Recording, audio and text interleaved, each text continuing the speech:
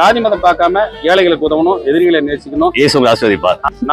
நாம இன்னைக்கு பிறந்தோம், வாழ்ந்தோம். நம்மளுடைய இறுதி பயணம் சுடுகாடு, மறக்கவே கூடாது. எப்பேற்பட்ட கோடீஸ்வரனா இருந்தாலும் சரி, கடைசியில போகக்கூடிய இடம் சுடுகாடு. 6 அடி மண்ணு தான் அவருக்கு சொந்தம், வேற எதுவுமே சொந்தம் கிடையாது. நம்ம எந்த நிலைமை இருந்தாலும் நம்மளை முகசொலிக்காம நம்மளை எடுத்து போச்சு அடக்கம் பண்ற அந்த தொழிலாளர்களை கூட்டிட்டு வந்து இன்னைக்கு வந்து இப்ப ஒரு நல்ல ஒரு சமபந்தி விருந்து கொடுத்து அவங்களுக்கு எல்லாம் உதவி பண்ணிட்டு இருக்கோம். இதுக்கெல்லாம் முக்கிய காரணம் எங்க அண்ணன் ராபின் அண்ணன் தான். அவர் சொன்ன உடனே எனக்கு எல்லாம் செஞ்சு கொடுத்தாங்க. ராபின் அண்ணனுக்கு இந்த நேரத்தில் நான் தனிப்பட்ட முறையில் கருவிதான் சரியா, நமக்கு பண்றது ஆண்டு வயசு சரியா.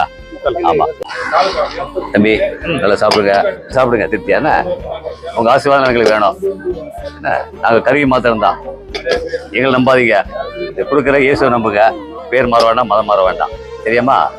ஆமா, நாங்க இன்னைக்கு இருப்போம், நாளைக்கு வெளியூர் போயிடுவோம். கூப்பிட்டா வரவர் இயேசு தான் சரியா. அதான் திருப்தியா வேணுமா எல்லாத்துக்கும்.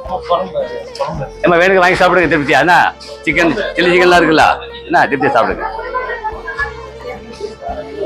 ஆகவே உள்ளங்களுக்கு